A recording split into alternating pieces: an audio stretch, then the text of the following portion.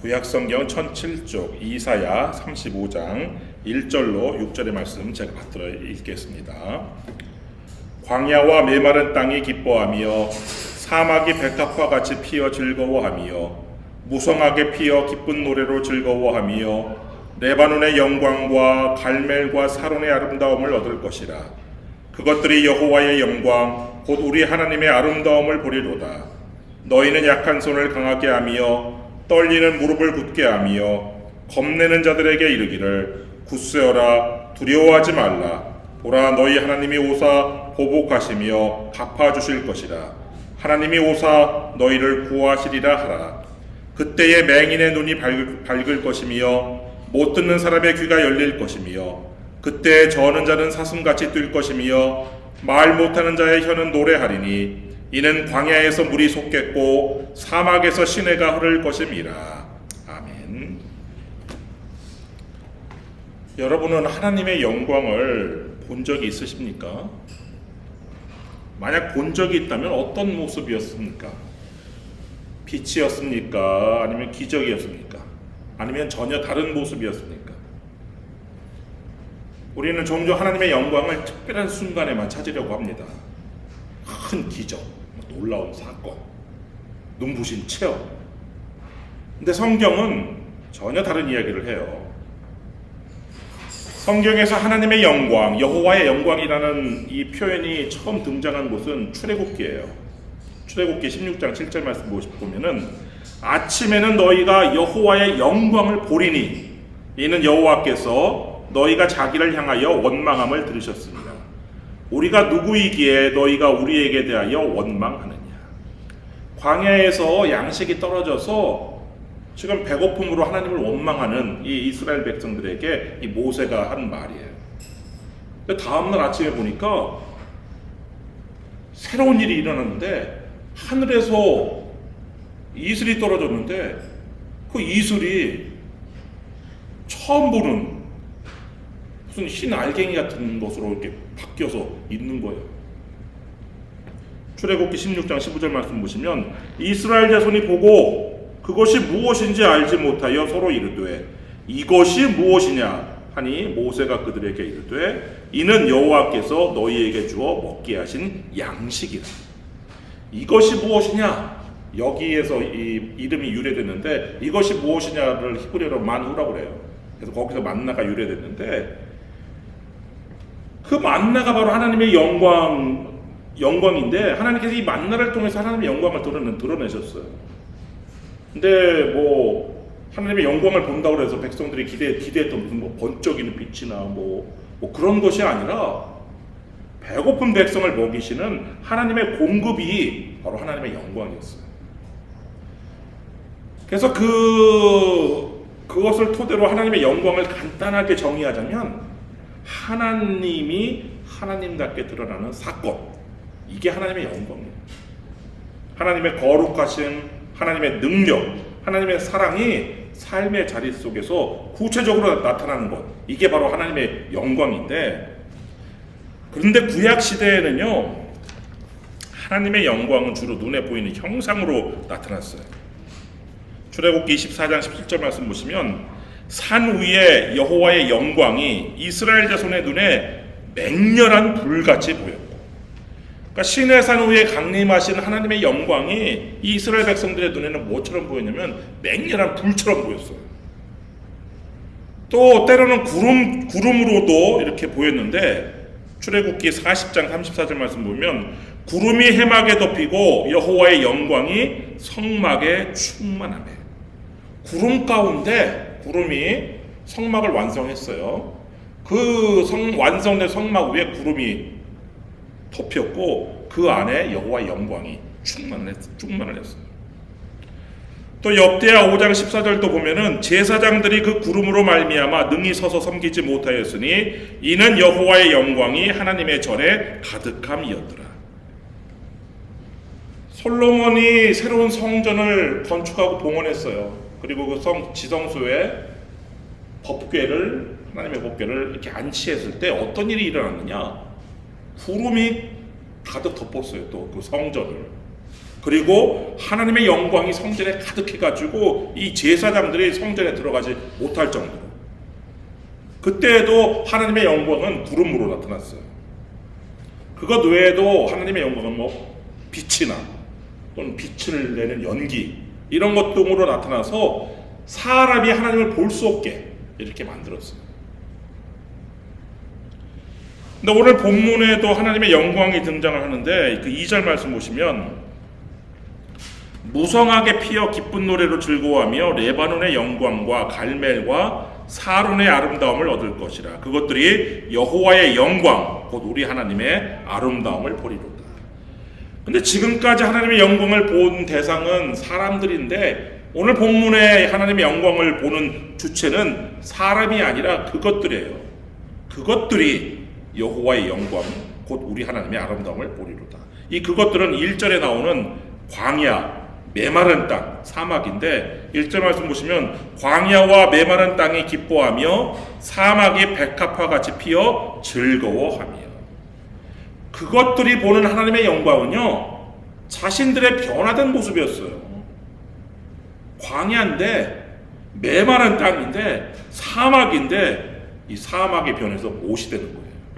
거기 7절 말씀 보시면 뜨거운 사막에 변하여 못이 될 것이며 메마른 땅이 변하여 원천이 될 것이며 승냥이에 눕던 곳에 풀과 갈대와 부들이 날 것이며.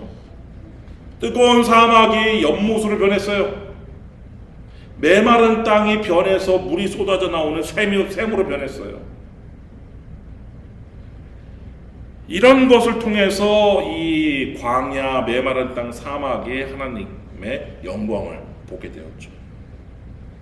이 오늘 본문이 있는 이 이사야 35장은요, 하나님의 역사 속에서 반복적으로 성취됐던 예언인데, 첫 번째 예언 성취됐던 것은 포로로 끌려간, 바벨론 포로로 끌려갔던 이스라엘 백성들이 돌아올 때 현실이 되었어요. 10절 말씀 보시면 여호와의 속량함을 받은 자들이 돌아오되 노래하며 시온에 이르러 그들의 머리 위에 영영한 희락을 띠고 기쁨과 즐거움을 얻으리니 슬픔과 탄식이 사라지리로다. 바벨론 포로로 잡혀간 사람들이 돌아올 때 성취가 됐어요. 그 다음에는 예수님 때 성취가 됐는데, 예수님은 하나님의 영광이 인격으로 나타나신 분이에요. 하나님의 영광이라는 것이 아까 첫 번째 간단하게 정의한 것은 하나님으로 하나님 되게 하는 사건이라고 그랬는데, 그것이 구약 시대에는 어떤 형상으로 나타났어요. 빛, 구름, 불, 이런 형상으로. 근데 예수님께는 무엇으로, 신약 시대에는 무엇으로 나타났느냐? 인격으로 나타나셨어요. 이사야 40장 5절 말씀 보시면 여호와의 영광이 나타나고 모든 육체가 그것을 함께 보리라. 이는 여호와의 입이 말씀하셨느니라. 그 이사야 40장은 오실 메시아에 대한 예언인데, 앞으로 오실 메시아는 하나님의 영광이 그대로 나타나신 인격적인 분이라는 거예요. 히브리서 기자도 이렇게 얘기하고 있죠. 히브리서 1장 3절 이는 하나님의 영광의 광채시요 그 본체의 형상이시라.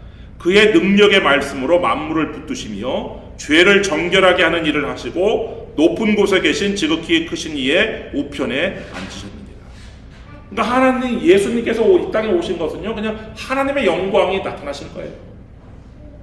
그래서 예수님을 본 사람은 하나님을 본 사람과 같은데, 요한복음 14장 9절 예수께서 이르시되 빌립아 내가 이렇게 오래 너희와 함께 있으되 내가 나를 알지 못하느냐? 나를 본 자는 아버지를 보았거늘 어찌하여 아버지를 보이라 하느냐. 하나님의 영광 그 자체이신 예수님께서 이 땅에 오셔서 무슨 일이 벌어졌냐면 변화와 회복이 일어났어요. 예수님께서 가시는 곳마다 회복이 일어났는데 못 보던 사람은 보게 되고 못 걷던 사람은 걷게 되고 더러운 피부를 가진 나병 환자는 깨끗한 피부를 갖게 되고 못 듣던 사람은 듣게 되었어요. 생명이 떠나간 죽은 사람에게는 생명이 다시 돌아와서 새 생명을 얻고 아무 희망이 없던 가난한 사람들에게 복음이 전파되면서 새로운 희망이 생겼어요. 그렇지만 예수님께서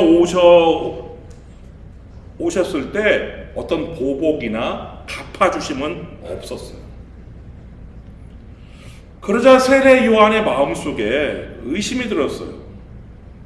세례 요한은 예수님께서 메시아라는 것을 가장 먼저 증언한 사람인데, 요한복음 1장 32절 34절 말씀 보시면 요한이 또 증언하여 이르되 내가 보매 성령이 비둘기같이 하늘로부터 내려와서 그의 위에 머물렀더라. 세례를 줄 때 예수님한테만 유일하게 세례를 주고 난 다음에 성령이 비둘기같이 내려서 예수님 위에 머무는 것을 요한이 영의 눈으로 보았어요. 나도 그를 알지 못하였으나 나를 보내어 물로 세례를 베풀라 하신 그이가 나에게 말씀하시되 성령이 내려서 누구 위에든지 머무는 것을 보거든 그가 곧 성령으로 세례를 베푸는 이인 줄 알라 하셨기에, 그래서 이 세례 요한도 예수님이 오실 메시아 성령으로 세례를 베푸실 분이구나 이렇게 아는 거예요. 내가 보고 그가 하나님의 아들이심을 증언하였노라 하니라. 그렇게 예수님께서 메시아라는 걸 증언한 이 세례 요한이 옥에 갇혔어요. 옥에 갇힌 다음에 이 세례 요한이 흔들리기 시작해요. 왜냐면은 분명히 오늘 본문 4절에 그렇게 되어 있잖아요. 보라, 너희 하나님이 오사 보복하시며 갚아주실 것이라. 하나님이 오사 너희를 구하시리라. 메시아가 오면은 보복과 원수 갚음 이런 것이 있을 줄 알았는데 예수님한테는 그런 게 안 보이거든요. 그래서 의심이 들었어요.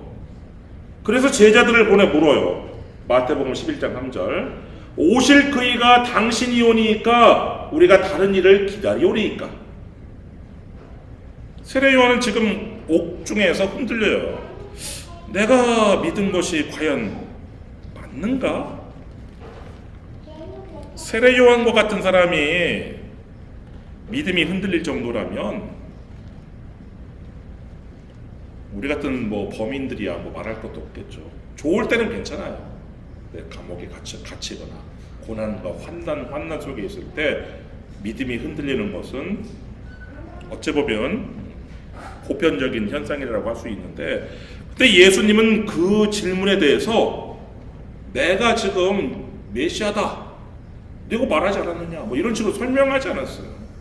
대신해서 지금 일어나고 있는 변화를 보라고 했어요. 마태복음 11장 4절부터 5절 말씀 보시면 예수께서 대답하여 이르시되 너희가 가서 듣고 보는 것을 요한에게 알리되 맹인이 보며 못 걷는 사람이 걸으며 나병 환자가 깨끗함을 받으며 못 듣는 자가 들으며 죽은 자가 살아나며 가난한 자에게 복음이 전파된다. 예수님께서는요 오늘 본문 5절 6절을 인용해서 세례 요한의 질문에 대한 답을 했어요. 오늘 본문 5절 6절 말씀 다시 보시면 그때에 맹인의 눈이 밝을 것이며 못 듣는 사람의 귀가 열릴 것이며 그때 저는 자는 사슴같이 뛸 것이며 말 못하는 자의 혀는 노래하리니. 근데 예수님께서 사용하신 성경은요 헬라어 번역 성경인 70인역 성경이에요. 그래서 오늘 본문과 토시아나가 똑같지는 않아요. 서로 달라요. 그렇지만 오늘 본문에 나오는 저 구절을 인용해가지고 그 세례 요한에게 그렇게 답변을 줬어요. 예수님의 답변을 들은 세례 요한은요 메시아에 대한 확신을 다시 붙잡았어요. 어떻게 오늘 본문 5절 6절을 인용하신 예수님의 말씀을 듣고 이 세례 요한은 의심이 확신으로 바뀌었을까요? 세례 요한은 제사장 가문에서 태어났죠. 그래서 어린 시절부터 성경을 배웠어요. 그래서 이 세례 요한은 이사야 35장 이 말씀도 잘 알고 있었을 거예요. 이 5절과 6절이 일어나는 그때, 이 그때는 그 앞에 4절에 나오는 하나님께서 오시는 때예요. 하나님이 오셔서 보복하시며 갚아주시고 하나님이 오셔서 너희를 구원하시는 그때에 바로 맹인의 눈이 밝을 것이고 못 듣는 사람의 귀가 열릴 것이고 저는 자가 사슴같이 뛸 것이고 말 못한 자의 혀가 노래할 것이다. 이걸 잘 알고 있었어요. 하나님께서 오셔서 하나님의 나라가 시작되고 그때의 하나님의 영광이 이런 변화와 회복으로 일어난다는 것을 알고 있었어요. 그런데 지금 예수님 주변에서 일어나는 일들이 지금 이것이 그대로 이루어지고 있단 말이에요. 그래서 세례 요한의 의심이 풀리고 내가 틀리지는 않았구나 확신을 갖고 평안히 이제 순교를 했을 것인데, 그러나 자세히 보면 이 4절의 예언이 다 이루어진 건 아니에요. 예수님께서 구원하시는 것은 이루어졌지만 예수님께서 하나님의 본체이신 예수님께서 오셔서 보복하시고 원수를 갚아주시진 않았거든요. 이 예언이 성취되는 때는 앞으로 미래 완성될 종말적 하나님 나라에 이 예언이 성취돼요. 그래서 이사야 35장은요 3차례에 걸쳐서 성취되는 그런 예언이에요. 다중성취 예언인데, 첫 번째는 바벨론 포로 돌아올 때, 두 번째는 예수님 당시, 그리고 마지막 세 번째는 예수님이 오셔서 시작된 하나님의 나라가 예수님의 재림 때 완성이 되는데, 그때의 이 마지막 4절 이것이 이제 성취가 되는데, 재림주로 오신 예수님께서요 심판주로 오셔요. 그래서 우리를 대신해서 복수해 주시고 우리를 대신해서 원수를 갚아 주셔요. 그 내용이 바로 요한계시록에 자세히 나와 있죠. 또 오늘 본문 35장을 통해서 우리가 앞으로 성취될 완성될 하나님의 나라의 모습을 우리가 볼 수가 있는데, 그것을 우리 찬송가 242장 황무지가 장미꽃같이 그 찬송가에서 아주 잘 묘사를 하고 있죠. 완성된 하나님 나라에서는요 황무지가 장미꽃같이 피어요. 1절 말씀 보시면 광야와 메마른 땅이 기뻐하며 사막이 백합화같이 피어 즐거워하며. 또 완성된 하나님 나라에서는요 사람뿐 아니라 자연도 하나님의 아름다움과 하나님의 영광을 보면서 노래할 것인데, 2절 무성하게 피어 기쁜 노래로 즐거워하며 레바논의 영광과 갈멜과 사론의 아름다움을 얻을 것이라. 그것들이 여호와의 영광 곧 우리 하나님의 아름다움을 보리로다. 레바논, 갈멜, 사론 이 지역들은요 그냥 그 유다에서 가장 풍성하고 아름다운 지경들이라고 생각하면 돼요. 이 완성된 하나님의 나라에서는 이렇게 자연들도, 사람도 하나님의 영광을 보지만 자연도 하나님의 영광, 하나님의 아름다움을 보면서 노래할 거란 말이에요. 노래할 것이라는 예언이죠. 그 다음에 이 완성된 하나님의 나라에서는요 장애인과 비장애인의 구별이나 차별이 없어요. 5절 6절 다시 보시면 그때 맹인의 눈이 밝을 것이며 못 듣는 사람의 귀가 열릴 것이며 그때 저는 자는 사슴같이 뛸 것이며 말 못하는 자의 혀는 노래하리니. 이런 육체적 장애, 눈이나 귀나 다리나 입이나 이런 육체적 장애뿐만 아니라 정신적인 장애도 완성된 하나님 나라에서는 완전히 극복될 거예요. 또한 완성된 하나님 나라의 길은 거룩한 길이에요. 8절 말씀 보시면 거기에 대로가 있어 그 길을 거룩한 길이라 일컫는 바 되리니 깨끗하지 못한 자는 지나가지 못하겠고 오직 구속함을 입은 자들을 위하여 있게 될 것이라. 우매한 행위는 그 길로 다니지 못할 것이니. 깨끗하지 못한 자는 그 거룩한 길을 다닐 수 없어요. 그리고 우매한 자, 성경에서 우매한 자는 어떤 사람이에요? 하나님이 없다라고 말하는 자가 우매한 자인데, 하나님이 없다고 말하는 그 우매한 사람 역시 그 길을 지나갈 수 없어요. 또 나아가 완성된 하나님 나라에서는 악한 짐승이 없어서 두려울 것이 없어요. 9절 말씀 보시면 거기에는 사자가 없고 사나운 짐승이 그리로 올라가지 아니하므로 그것을 만나지 못하겠고 오직 구속함을 받은 자만 그리로 행할 것이며. 이같이 이사야 35장은요 바벨론 포로에서의 회복을 넘어서 메시아 시대와 궁극적으로 완성될 하나님 나라를 가리키는 예언인데, 하나님 나라에서 하나님의 영광은 어떻게 나타나냐면 변화와 회복, 이렇게 나타나요. 다시 말하면 사막은 연못으로 변화되고, 메마른 땅은 샘터로 변화되고, 물이 없던 광야에서는 샘물이 터져 솟아나오고, 물이 없던 사막에 시냇물이 흐르고. 여러분, 지금 여러분의 혹시 삶의 영역에서 여러분의 삶 가운데 혹시 아직도 광야와 사막과 같이 메마른 채로 남아있는 영역이 있을까요? 하나님이 그곳을 물이 솟아나는 연못으로 바꾸시는 분이에요. 여러분의 삶 가운데 하나님 나라가 시작되면 그곳에서 하나님의 영광이 나타나는 것이죠. 예수님께서 오셔서 이 변화와 회복을 통해서 하나님의 영광을 나타내신 것처럼, 예수님의 신부이자 예수님의 몸된 교회도 예수님께서 하신 일을 따라 해야 되는 거예요. 교회도 하나님의 영광을 나타내야 돼요. 근데 교회는 무슨 프로그램을 통해 하나님의 영광을 나타내는 것이 아니에요. 변화와 회복을 통해서 하나님의 영광을 나타내는 공동체가 바로 교회인 것이죠. 교회가 무슨 이벤트로 하나님의 영광을 드러내지 않아요. 교회 안에 있는 성도들이 변화된 모습을 통해서 우리가 하나님의 영광을 나타내는 것이죠. 하나님의 영광은 멀리 있지 않아요. 변화가 있는 곳에, 회복이 있는 곳에, 그곳에 하나님의 영광이 있는데, 우리 역시 마찬가지죠. 우리 역시 변화와 회복된 삶을 통해서 하나님의 영광을 드러낼 수 있어요. 관계가 깨어진 사람과 화해하는 삶, 절망 속에 빠져 있지만 다시 희망을 붙잡는 삶, 하나님으로부터 멀어졌지만 다시 하나님께 돌아와서 헌신하는 삶, 이러한 변화와 회복된 삶을 통해서 우리가 하나님의 영광을 다른 사람들에게 보여줄 수 있는 것이죠.